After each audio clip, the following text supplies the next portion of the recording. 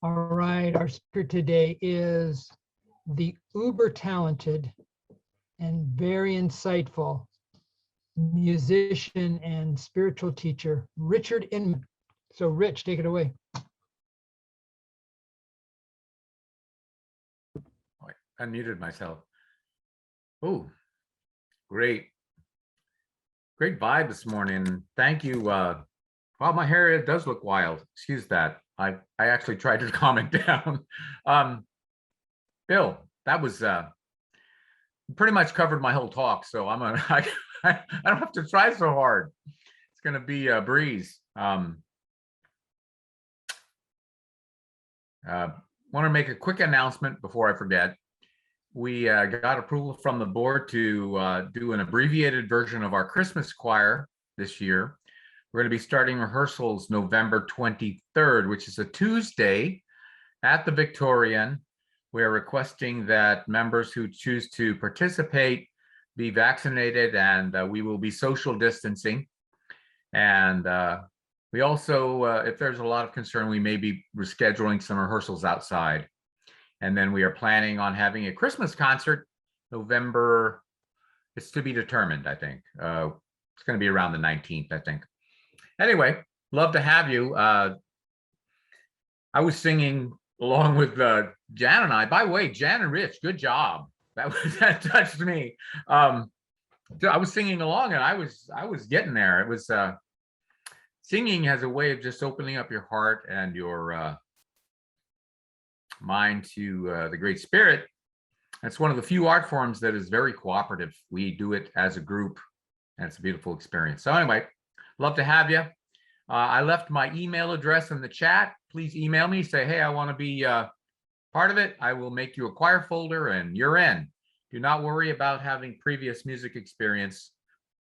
We particularly like people that don't know what they're doing. So if you fall into that category, you're in.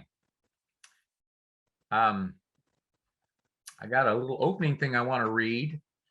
It says, in our world today, we are now being called to assume the role of one who possesses supernatural love. You cannot afford to spiral down the vortex of fear or dissension. You are appointed to provide light in the midst of darkness, trust in the face of anxiety, and remain established in peace while others get upset. Connected to our source energy, you are the best in the best position to uplift others and serve as a role model to guide your peers toward resolution. Gandhi said, the pure love of one person can offset the hatred of thousands. And that one person would be you.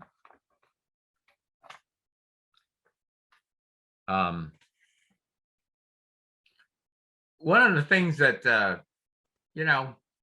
I came up with this. I think I asked Teresa. I said I had like 3 topic titles. I said, which one do you like best? She goes, supernatural love. I think that's, I don't know that much about that, or I don't know. She wanted to hear about it, and so I started kind of mulling things over, and I started getting attracted to Saint Francis of Assisi, who, according to records, he was a scrawny, plain-looking guy, wore a filthy tunic with a piece of rope as a belt, no shoes. While preaching, he would often dance, weep, make animal sounds, strip to his underwear, and play the zither. So, Brian, you need to up your game, buddy.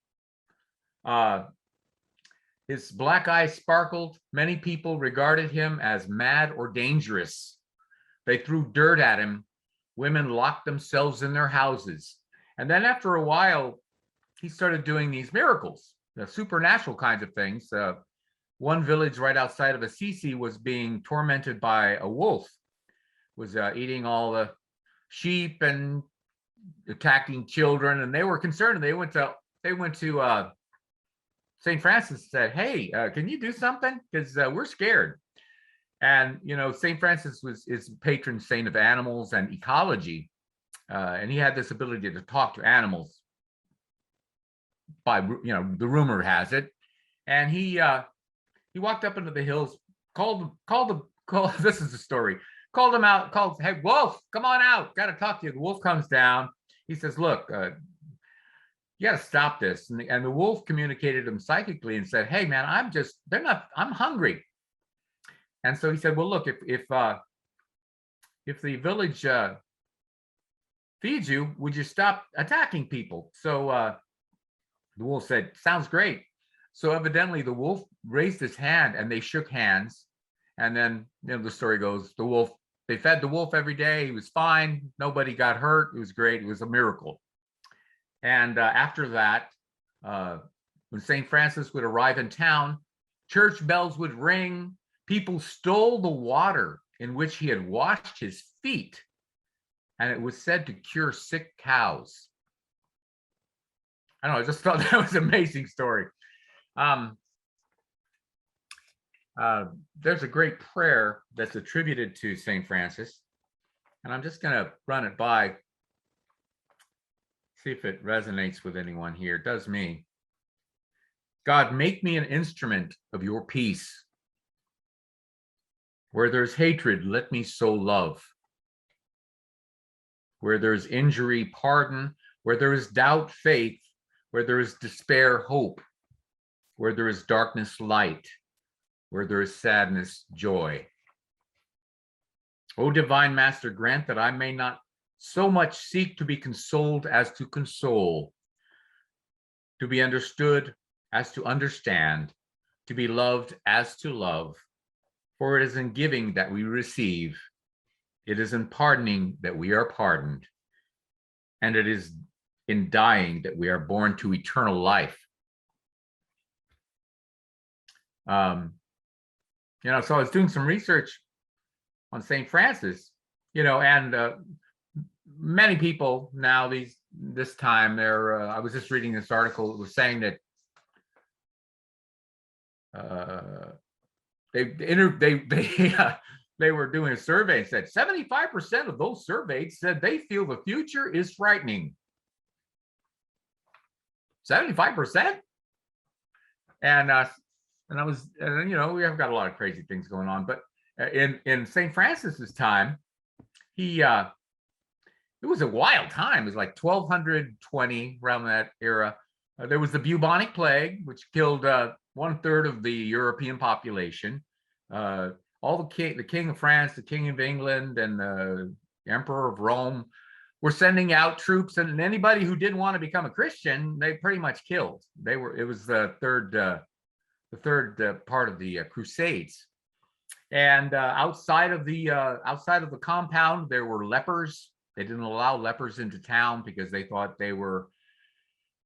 The rumor has it, and I think a lot of Christians believed that they were being punished for their sins, and the fact that their fingers were falling off, and they were lepers don't look that great, so they kept everybody outside of the compound, and that was the environment that St. Francis developed his order of friars, Franciscan order, San Francisco, St. Francis.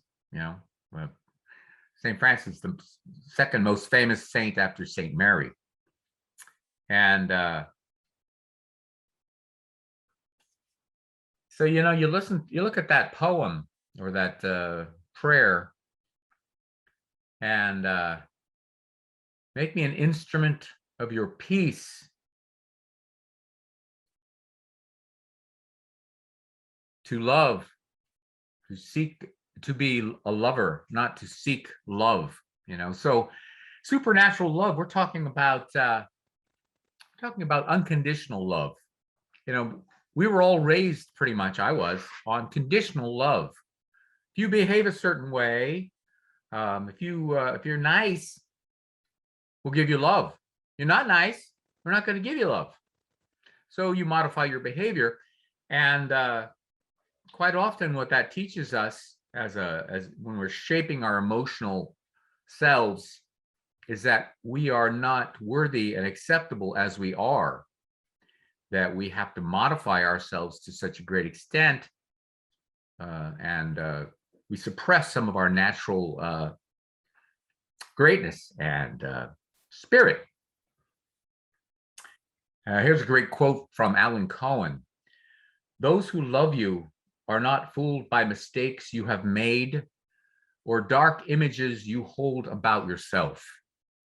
They remember your beauty when you feel ugly, your wholeness when you are broken, your innocence when you feel guilty, and your purpose when you are confused. And that is a superpower. And Jesus said it pretty simply. He said, love one another. You know, we had 10 commandments, and Jesus came and said, oh, forgot one. 11th commandment, love everybody. Just do it. And so I was thinking, you know, it's very easy to say love everybody. And sometimes you don't feel like it. Sometimes you look at around, you go, what are you doing? This guy's crazy. The other people, why are they behaving so badly? And so the way to get to that place where you're in unconditional love is to open your heart and your mind and your soul to the energy of the Great Spirit, the Great Kahuna, God, whatever word you need to use to get there. And so during this talk, I'll be pointing towards that. And someone said, pointing at the moon is not actually the moon. So I'm just going to be talking around that idea. And I ran across this great book called The Book of Joy, Lasting Happiness in a Changing World by the Dalai Lama. And I thought this was fascinating. I'm just going to read a little bit of it for you. A scientifically controlled study conducted by German researchers at the University of Kassel has shown that while the chest area of an average person emits only 20 photons of light per second, someone who meditates on their heart center and sends love and light to others emits an amazing 100,000 photons per second. That is 5,000 times more than the average human being. Numerous studies have also shown that when these photons are infused with a loving and healing intent, their frequency and vibration increases to the point where they can literally change matter, heal disease, and transform negative events. 10 minutes of meditating on compassion, on kindness for others, and you will see its effect all day. That's the way to maintain a calm and joyous mind. So if you don't get anything out of this talk, I just want to say that last few sentences. 10 minutes of meditating on compassion, on kindness for others, and you will see its effects all day. That's the way to maintain a calm and joyous mind. So, I've been doing this meditation thing for a few weeks, and I was listening to, sometimes I'll just listen to a talk, and I was listening to a Baba Ramdas talk. And for those of you who are not aware, Baba Ramdas was a man who went around doing talks, and he also wrote a book called Be Here Now back in the 70s, and it was very popular. It was a life-transforming experience for many people. And I like listening to Ramdas's voice, and he's just calming to me. So I was listening to this experience that he had. His guru, who was, according to him and thousands of Indians and some people who visited him there from the United States, he had the ability to heal people with his being. People would crawl 100 feet and touch his feet and be healed. He was famous for that, and they were building all these temples all over India. And Ramdas was talking about an experience he had where Neem Karoli Baba was famous for touching your head and giving you a Kundalini experience. Now, Kundalini, from what I've read, the Kundalini experience is an unraveling of energy that's in your spine, and it runs up your spine, comes up the back of your head, and comes out your crown chakra, and it opens all your chakras to divine energy. And he could just touch your head and it would happen. And Ramdas shares the experience that Neem Karoli Baba touched his head. All of a sudden, he's like got this huge Kundalini experience, and he's like, wow. So what was now this is the supernatural part that happened to me in the last couple of weeks. I was listening to that and I was kind of half asleep, and all of a sudden I had this huge energy rush up my spine and out the top of my head. And it hung out for a while. It was like vibrating around, and I was like, energy was shaking in my shoulders and I was quivering. I was like, wow. I talk about the placebo effect. I was having and then I was thinking maybe Neem Karoli Baba's hanging out in my room. And I was reading, and then this morning I thought, well, what was that? And since then I've had a very unusual life experience. I've been having a lot of energy rushes, and I'm having trouble going to sleep, and I'm feeling this. I'm energized, and I'm connected to my environment in a more profound way. And so I was looking up about the Kundalini experience. I'll just read a few things for those of you who are having the Kundalini experience. I don't know if anyone is, but you have a feeling of freedom from the ego and from the material realm. You feel euphoric in the moment and have a sense of resounding peace, which is kind of what's been happening to me. Old problems and even past trauma do not have the same effect on you anymore. You might feel pleasurable physical sensations like a body orgasm, but one that is more sensual than sexual. And you have trouble sleeping. You feel heat in your spine. And you have a significant increase in empathy. And that's really what's been happening. And the sleeping thing is weird. Since that's happened, I was up till 3 o'clock the other night. I'm like, that never happens. I'm not a guy that has trouble sleeping. I can put my head on the pillow. It's like, bump, gone. A lot of people, I'm struggling. No, but I was like, you're not tired. You're not sleepy. You gotta get up and eat some cake, do something. And anyway, so I just thought I'd throw that out to you people who are having alternate life experiences, because I think many of us are being called to elevate our consciousness. So let's see. So LaDawn, I'm going to ask you to set up together. Jan and I wrote a tune a few weeks ago, and it was going to be dedicated to our engaged spirituality group. We have a group of people who are interested in participating in an active way in uplifting the planet.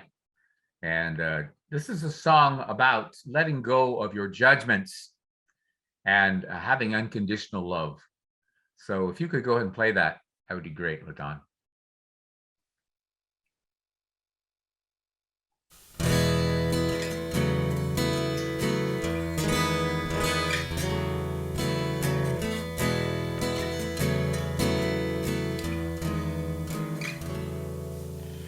We are not our clothes. We are not our skin. We're not where we're from. We are more than kin. All we ever have is what we've always been. Traveling down this road together.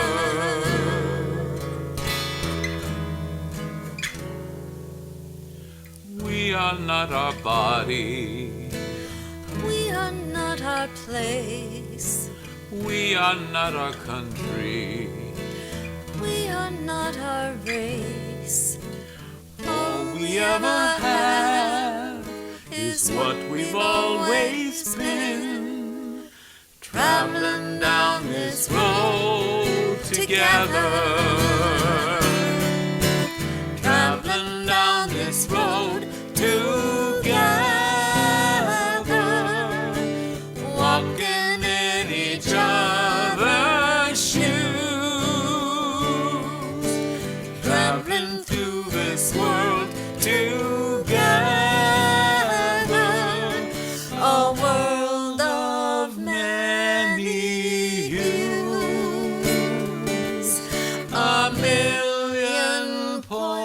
of you. It's not about having more. It's not about having less.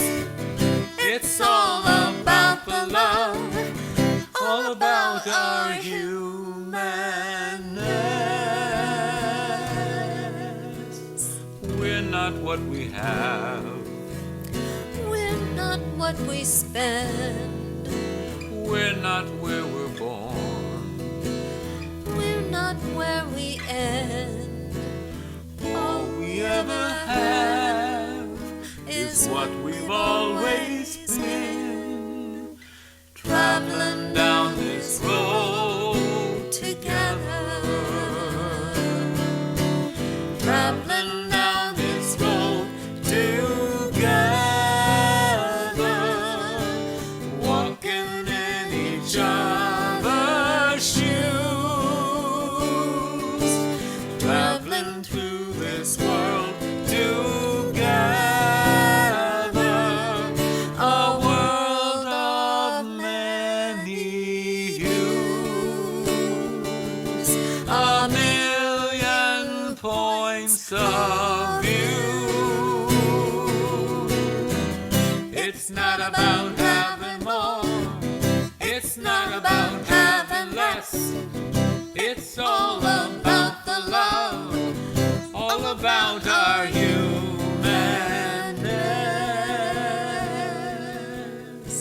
We are not our clothes. We are not our skin. We're not where we're from.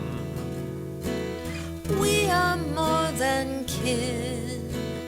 All we ever have is what we've always been.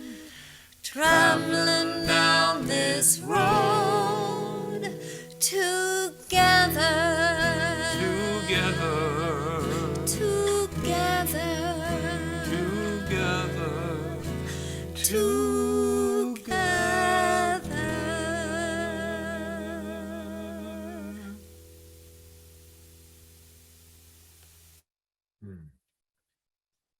Thank you. Thank you, Jen and Rich. That was inspiring. I was inspired by my own song. Got a couple ideas I want to run by you about the future and where we're going as a species. And a lot of people are worried. And I just wanted to read this thought about worry. Worry is not a form of love. It is a form of fear. Worry is prayer in reverse. If you feel worried about anything, what affirmation can you turn to neutralize the worry and keep your mind on track with your vision? You may not be able to control events, but you have total control over how you respond to events in thought, word, and action. All is well. It's not a statement of hope. It is a statement of truth. So I'm going to close out with a poem that was written by Janice Flamont. We have some wonderful writers and thinkers and speakers in this church. I was joking with Brian the other day. I said, this is like some sort of Buddha school. We got, everyone's saying, we're all just great ministers and Buddhas. And it's just, we truly are the light of the world. I want to thank you all for being here this morning and expressing your love and light. It works, it's like the Dalai Lama said, one enlightened soul, one light is can heal a million people. Just being in the love consciousness, in the unconditional love, supernatural love consciousness is quite often there's nothing required. Even the action will come out, but just being in there. Anyway, Janice wrote this. It talks about life ahead. And just it opened my consciousness to the infinite possibilities that we are capable of experiencing. Life ahead. As the planet revolves around the dying sun, we surely know the unraveling is to come. I would have us matured and blossomed and been mindful tenants who have brought us from injury to wholeness, from scarcity to abundance, and from sorrow to a song of oneness. Knowledge of the dying sun is a springboard. We use our God-given gifts to love and enhance all life on earth, even as it spirals to its inevitable disintegration. We love our children from the time they're born, even as we know they too will die. We love and enhance all life as we acknowledge this truth of our being. We feel the earth suffer because we are of it, and through the current climate crisis, we begin to reconnect to earth and the way of the sun. Perhaps we will one day reintegrate on another planet, in another orbit, in another galaxy, and realize all is possible. And so it is.